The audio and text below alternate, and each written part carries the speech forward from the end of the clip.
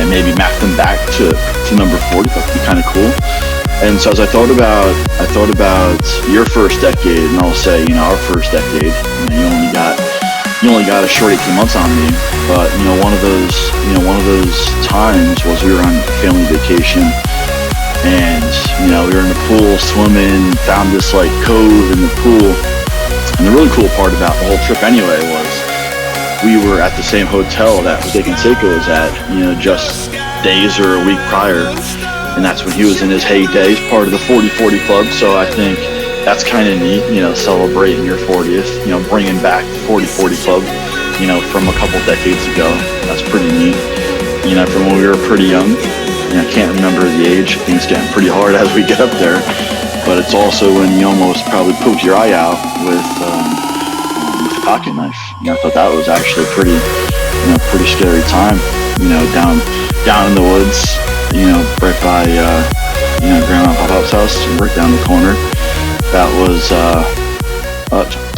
so if we look at, kind of fast forward through different things, look at the person you are, again, amazing, and talk about all these great attributes. But, I think there's so many things that have happened in the past, 35 years since we can actually recall some of these memories. But, the big one, keeping stats as a kid, right?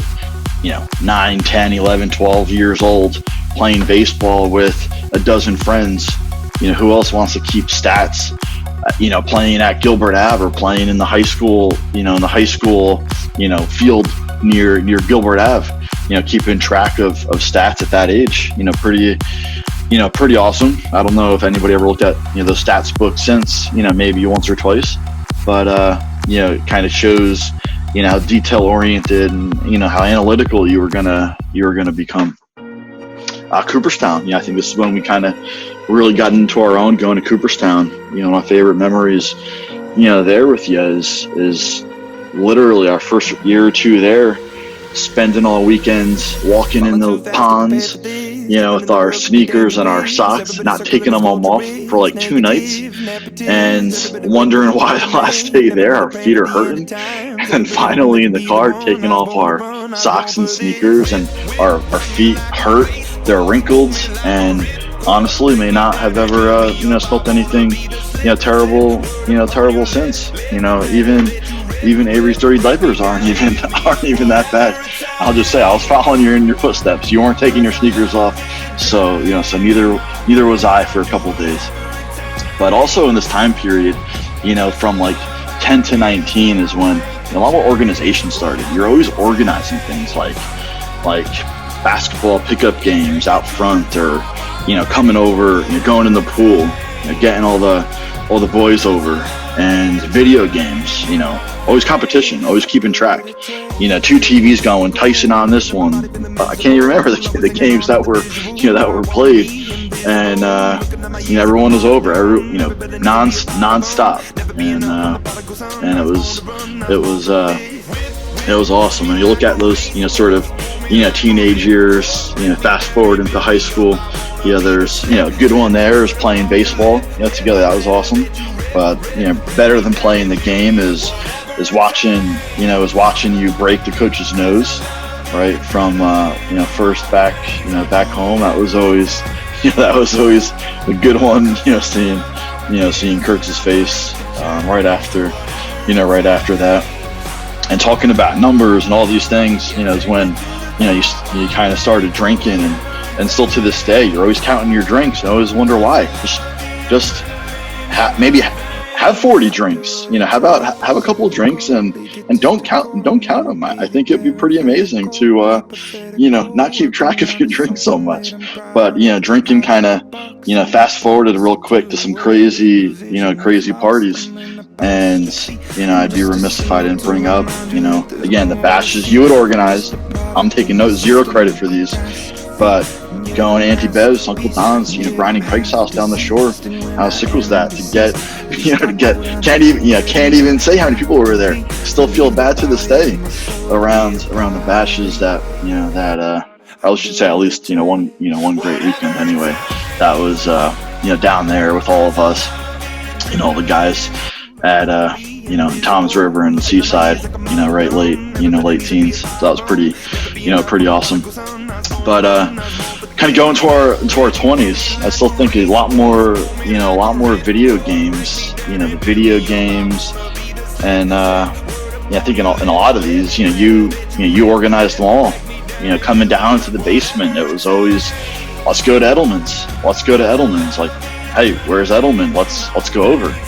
And quickly, you went from video games to basically poker. Then it was poker. This became like the next big thing for like a decade. It was poker every week, sometimes twice a week, and organizing everything, keeping track, getting the clocks, getting the professional cards, getting this, getting that. And so it's still very this poker thing's coming back up on my screen. But organizing all of these things, pretty amazing when you think about all the coordination, organization, and I would say aggravation to go into doing these things. But you kept doing it. Fantasy sports, that's the big one, is the commish, right? You are the commissioner. When anyone has a question, you are like the guy. What's Edelman think? Is he gonna be okay with that? Am I allowed to trade? Am I allowed to trade? Is it past the deadline? That's you run a tight ship. I think you run a tight ship no matter who it is. If it's your kids, if it's your friends, it doesn't matter. And I think that's awesome. And but talking about fantasy, and talking about the big 4-0, I do wonder, thinking about it, all the teams you manage. I gotta let everybody know too that Mike Edelman is actually in the Fantasy Football Hall of Fame. And so, go Google him. He's been on podcasts, been interviewed on TV. Some pretty amazing stuff. But bringing it back to 40, I do wonder, like, have you ever ran 40 parallel leagues at once, or parallel teams? I know within a year, 40 is probably low. When you combine, football and baseball and whatnot. But I know you probably hit into the high 20s, maybe 30s, even 1 year of how many parallel teams you were managing, and how many spreadsheets and how much data has to go into getting analyzed to even draft and pick those teams. So pretty awesome. I think it's admirable, and really, I hope to one day to be able to compete with you, on the fantasy side of things. But still, so many good times. You as a manager, right, at Highway Theater, Hawthorne Theater, got me a job there. That was my first job. Thinking back about it, you were one of my first managers. So I even probably have a lot of my success to credit to you, because you were one of my first managers that made me sweep the floors and do boxes and bag popcorn, and to make me do it diligently and to get it done on time. So Mike, really, I never thought about it like that, but thanks, and I really do appreciate it. But and also in the 20s, I couldn't forget about it. Talk about like the main loves of your life, or in your life. I think in the 20s, that's when you kind of, through fantasy, obviously, through poker, key things is when started going to Vegas. I think, when you look at playing cards, playing poker, 3-card, all these games, Mike's the man. You got to know the rules. You're asking Mike. That's it. Maybe Chev every once in a while too, but you're asking Mike, how do you play? I don't remember. I've been here in a year or two. It's back in Vegas. That's when you kind of you feel like you're at home. And in your 20s, it's also when when you met Grace. Obviously, this became your real love. But of course, you have to bring her to Vegas to get engaged. That's awesome. And now it's both of your spots, not just yours. So it is cool. Also, again, as a brother, and now you as a father, it's good to see you can share things like that, and going to Vegas. So again, awesome, times there, and again, having been to Vegas a bunch of times, with you too, I thought, again, awesome to make sure we point that out. But yeah, they're going to, again, kind of look. 20s was a long decade. Let's go to your 30s though. Let's go to your 30s, and amazing year or amazing decade when you think about it. I can't keep track. You probably had 3 promotions at work, maybe 4. Like, you really came in to your own. This is probably truly when your fantasy game escalated. I know I alluded to it earlier. It was really the 20s decade, but this is when like you became sought after in in the fantasy world. Like, this is when you started playing bigger leagues, going to New York, going to Las Vegas, going here, going there, doing late night drafts. And, again, it's, the family knows because there's a lot of events have to get planned around these drafts. It's probably holidays and birthdays, dinners and things like that. So really all the credit. And I think it was, worth it. You got inducted into the Hall of Fame, and, any Hall of Famer is a-okay in my book. And talk about number 40 in this decade. Now, you're killing it. You're killing it. This is also when you had kids. You and Grace had Michael and Matthew. So you look at 40.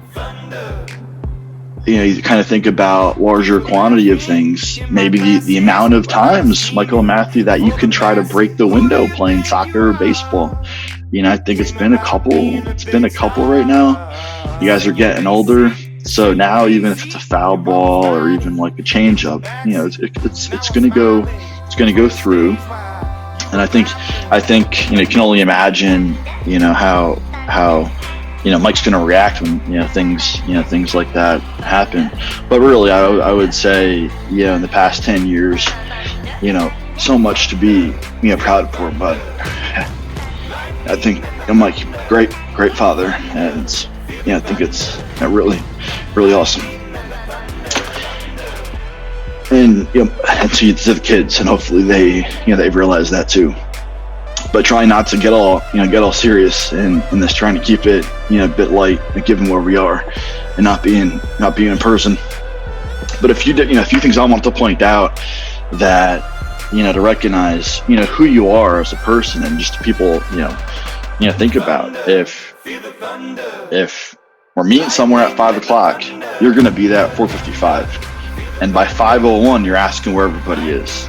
If you're picking somebody up at 5 o'clock, you're going to be there at 5 o'clock. If they're not ready, you're getting frustrated, right? I know how you feel. And, when trades are made past the deadline, like, it is totally okay to get frustrated. It's just, the way it is. When there's an issue at the poker table, Kamish, what happened here? Like, you're the man. I would say I might still have you if we're playing a beer pong game and there's an issue. Like, they might come to me. Otherwise, you're the man. You're going to organize, you're going to analyze, you're going to have the data, and you're going to keep things in lockstep. So your inspiration, Mike, you're great brother, great father, great husband, and I really can't wait to get together. And here's to great 40th, and I'm looking forward to getting together soon. Love you, bro. Hey, Mike, happy 40th birthday. We just want to say thank you so much for being the best brother-in-law and the best uncle and godfather to this little one. We appreciate your kindness, your generosity, and always your calm demeanor. It's a crazy time right now, but that just means we'll party overtime when this is over. But for now, we say cheers. Cheers, brother. Cheers, Happy 40th. We love you. Oh, yeah. The 40th do. But we'll rhythm to the boogie of